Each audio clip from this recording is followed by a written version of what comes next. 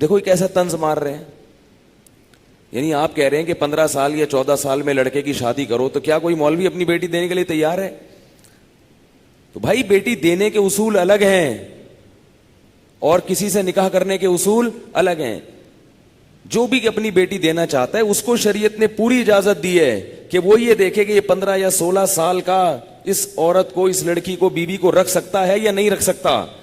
یہ دینے کے اصول ہیں. اگر 15 سال کا نوجوان رکھ سکتا ہے تو یقیناً دینا چاہیے, اس کو یقیناً دینا چاہیے. اس میں یہی تو میں کہنا ہوں, یہی تو سمجھا رہا ہوں. لیکن اگر وہ یہ سمجھتا ہے کہ نہیں رکھ سکتا تو 15 کیا 45 سال والے کو بھی نہیں دی جائے گی.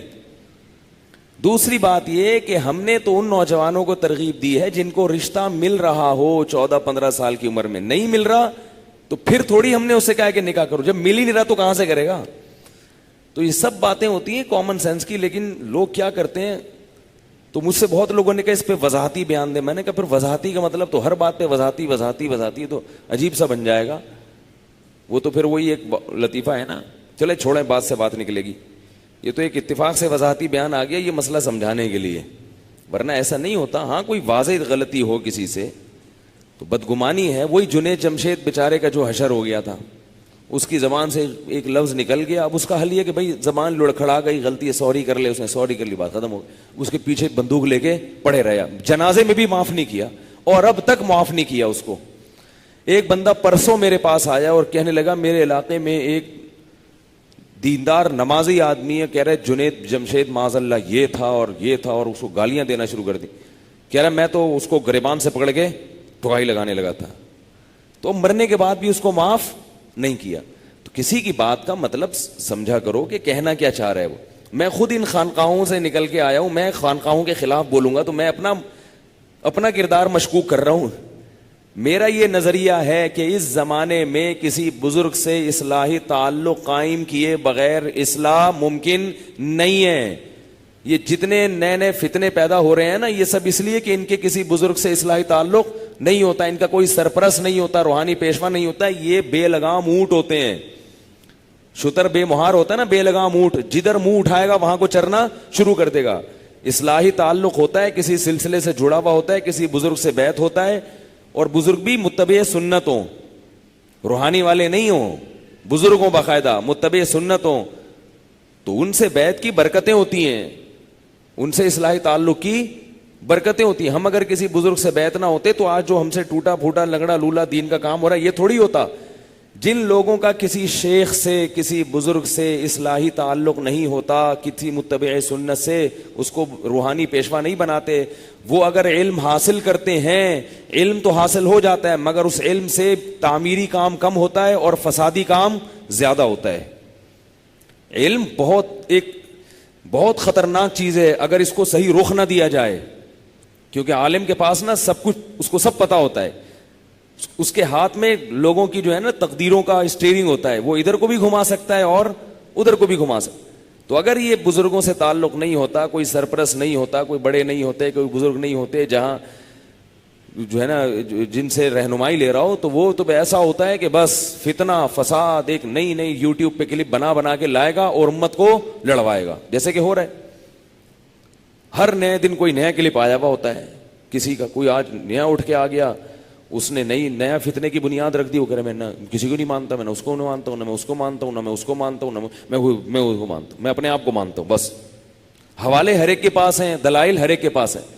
امت کیا ہو رہی ہے, ٹوٹ کے ٹکڑے ہو رہی ہے. دین اسلام مشکوک ہوتا چلا جا رہا ہے. تو یہ سب اسی وجہ سے ہے کہ ان لوگوں کا کوئی سرپرست اور رہنما نہیں ہوتا, یہ خود ہی اپنے باپ بنے ہوئے ہوتے ہیں. ایک آدمی سے آپ پوچھیں آپ کے والد محترم کا نام, وہ اپنا ہی نام بتا دے. آپ نے ستار بھائی سے پوچھا آپ کے والد کا نام کیا, ان کے ستار ہی ہے. تو یار ستار تو آپ کا ہے نا, تو آپ کے باپ کا نام کیا ہے, بولا تو ہے ستار ہے. ابے تو ابا کا نام کیا, بولا ہم اپنا باپ خود ہی ہے, ہم اپنا باپ, ہم ہی اپنا باپ ہے.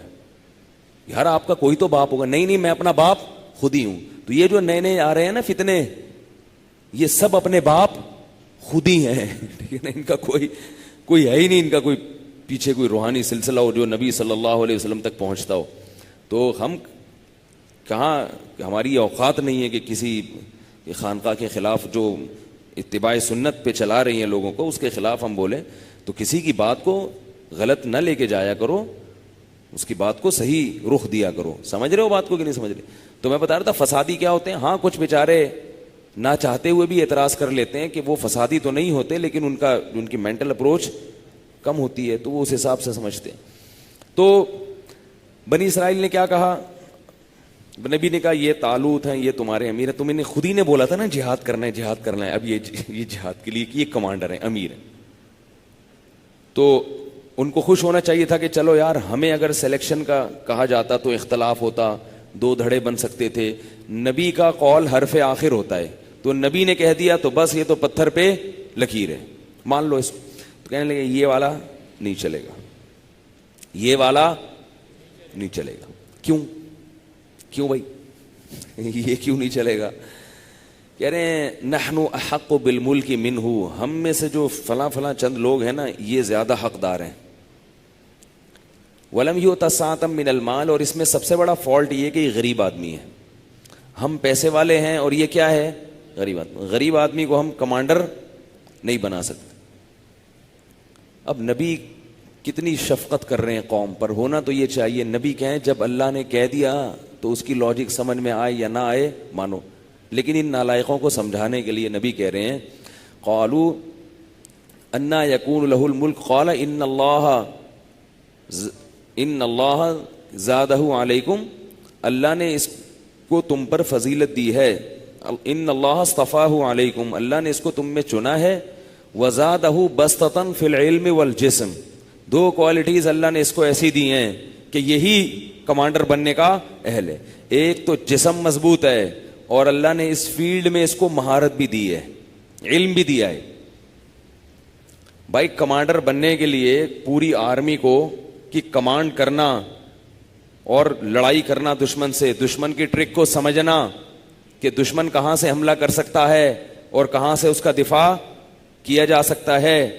طاقتور دشمن سے لڑنے کے لیے فوج کی آرمی کو کون سی ٹرک استعمال کرنی پڑے گی، یہ ساری چیزیں یہ معلومات ہونی چاہیے، تب وہ آدمی کمانڈر بننے کا اہل ہے. اور دوسرا خود بھی صحت اچھی ہو، ایسا نہ ہو کہ وہاں جا کے تھک جائے، سانس پھول جائے اور پتلی گلی سے نکل جائے. اسٹیشن پہ لا رہے ہیں کہ ہمارے کمانڈر صاحب کی طبیعت شوگر لیول کیا ہو گیا ہے، ڈاؤن ہو گیا. تو جو آرمی کا مورال اسی حساب سے، جن کا شوگر ڈاؤن نہیں بھی ہوئی نا ان کا مورال بہرحال ڈاؤن ہو جائے گا، کیونکہ ہمارے کمانڈر صاحب ہی ایسے. اس سے بھی پتہ چلتا ہے کہ فائٹ کے لیے، لڑائی کے لیے صحت اور دشمن کے ٹرک، اس کا علم. تو یہ علماء نے یہ بات بیان کی ہے عقائد کی کتابوں میں کہ مسلمانوں